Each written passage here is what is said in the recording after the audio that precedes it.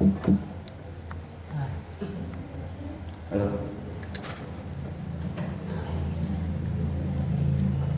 Alhamdulillahilladzi tafarrada fi azaliyatihi bi'izzi kibriyaihi wa tawahhada fi samadiyatihi bidawami baqaihi wa nawwara bi ma'rifati quluba awliyaihi. Asyhadu an la ilaha illallah wahdahu la syarikalah wa asyhadu anna Muhammadan abduhu wa rasuluh. Allahumma salli wa sallim ala sayyidina Muhammadin wa ala alihi wa ashabihi. Amma ba'du. Faya ibadallah, usikum wa iyaya awla bitaqwallahi ta'ala wa ta'atih bimtisali awamirih wasdinabi tawahih. Qala Allah ta'ala fi kitabihil karim, ya ayyuhalladzina amanu idza tadaitum bidainin ila ajalin musamma faktubuh.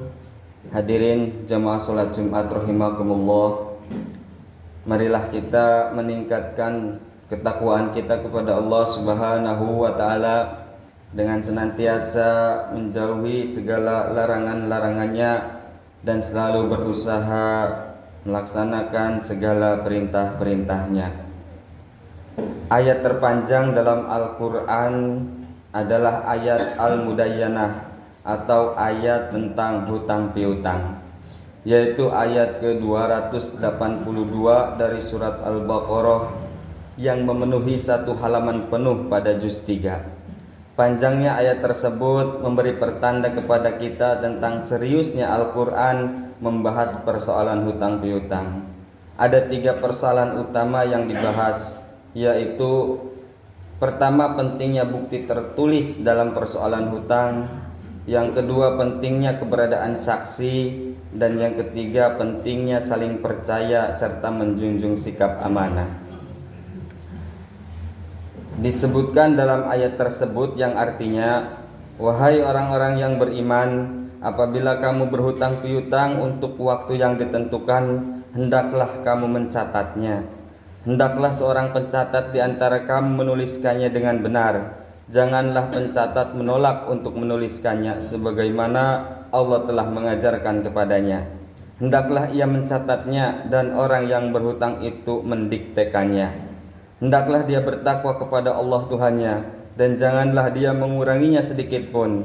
Jika yang berhutang itu orang yang kurang akalnya, lemah keadaannya, atau tidak mampu mendiktekan sendiri, hendaklah walinya yang mendiktekannya dengan benar. Mintalah kesaksian 2 orang saksi laki-laki di antara kamu.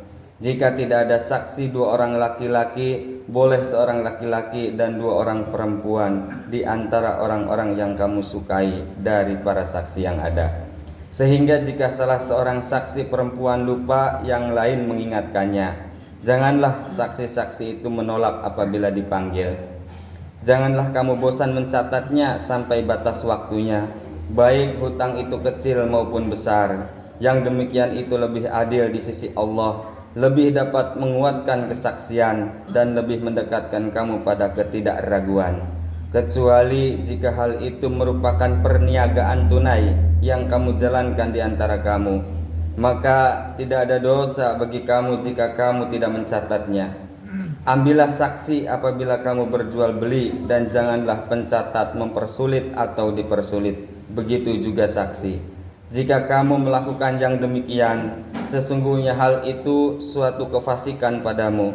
Bertakwalah kepada Allah, Allah memberikan pengajaran kepadamu, dan Allah maha mengetahui segala sesuatu. Al-Quran Surat Al-Baqarah ayat 282.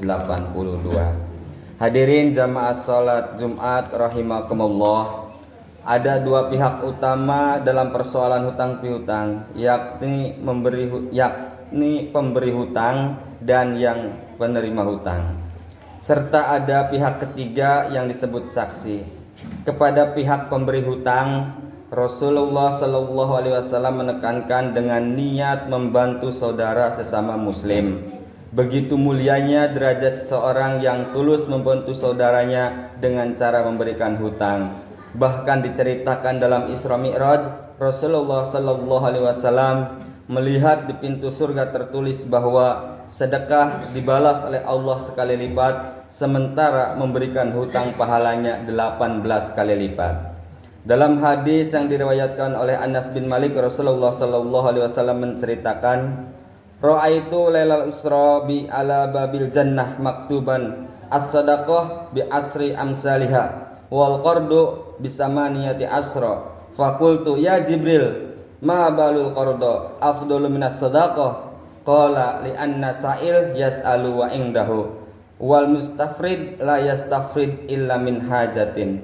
Yang artinya, saya melihat di malam saat saya diisrokan, pada pintu surga tertulis sedekah dilipat gandakan 10 kali lipat, memberi hutang dilipat gandakan 18 kali lipat. Kemudian saya bertanya kepada Jibril, bagaimana orang yang memberi hutang lebih utama daripada yang bersedekah? Kemudian Jibril menjawab, karena orang yang meminta, dia itu meminta sedangkan dia sendiri dalam keadaan mempunyai harta. Sementara orang yang berhutang, ia tidak akan berhutang kecuali dalam keadaan butuh. Hadis riwayat Imam Ibnu Majah.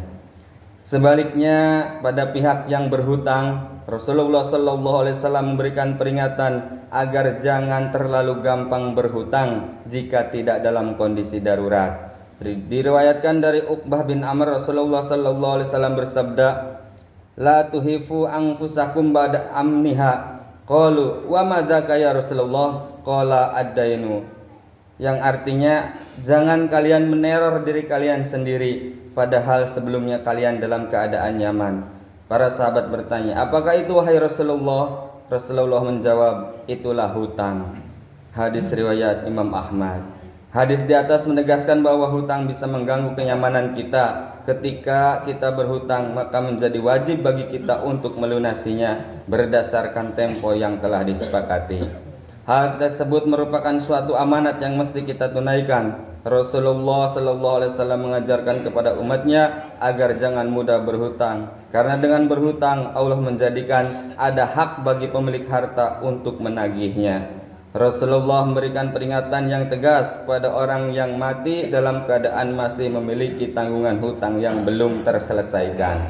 Maka di akhirat nanti ia terancam harus membayarnya dengan amal kebaikannya. Man mata wa alaihi dainun falaysa samma dinarun wala dirhamun walakinha ahal hasanatu wassayiatu.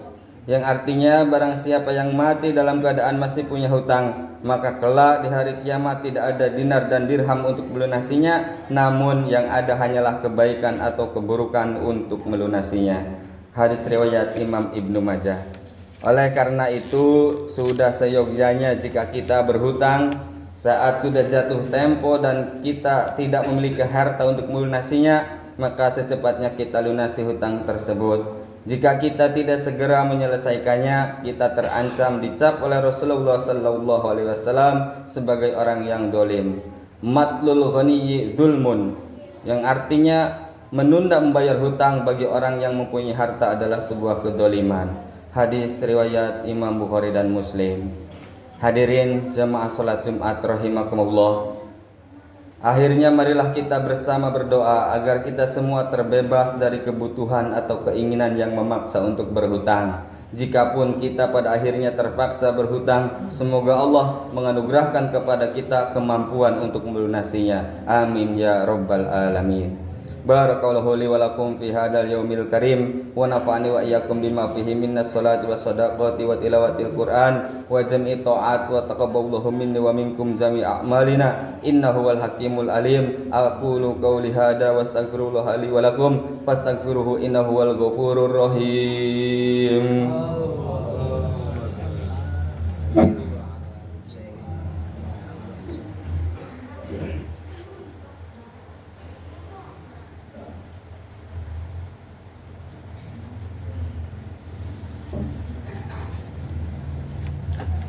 Alhamdulillah, alhamdulillah man kama amar وأشهد أن لا إله إلا الله وحده لا شريك له وأشهد أن محمدا عبده ورسوله أكرم الأولين والآخرين المبعوثين رحمة الله للعالمين اللهم صل وسلم على سيدنا محمد وعلى آله وصحبه ومن كان لهم من التابعين صلاة دائمة بدوام السماوات والأراضين أما بعد فيا أيها الحاضرون اتقوا الله حق تقاته وذروا الفواحش ما ظهر منها وما بطن وحافظوا على الطاعات وحضور الجمعة والجماعة واعلموا أن الله أمركم بأمر بدأ بنفسه وصى بملائكة المسبحات بقدسه إن الله وملائكته يصلون على النبي يا أيها الذين آمنوا صلوا عليه وسلموا تسليما اللهم صل على سيدنا محمد وعلى آل سيدنا محمد كما صليت على سيدنا إبراهيم وعلى آل سيدنا إبراهيم وبارك على سيدنا محمد وعلى آل سيدنا محمد كما باركت على سيدنا إبراهيم وعلى آل سيدنا إبراهيم في العالمين إنك حميد مجيد اللهم اغفر للمسلمين والمسلمات والمؤمنين والمؤمنات الأحياء منهم والأموات اللهم ادفع عنا البلاء والغلاء والوباء والفحشاء والمنكر والبغي والسيوف المختلفة والشدائد والمهان ما ظهر منها وما بطن من بلدنا هذا إندونيسيا خاصة ومن بلدان المسلمين عامة إنك على كل شيء قدير عباد الله إن الله يأمر بالعدل والإحسان وإيتاء ذي القربى وينهى عن الفحشاء والمنكر والبغي يعظكم لعلكم تذكرون فاذكروا العظيم يذكركم ولذكر الله أكبر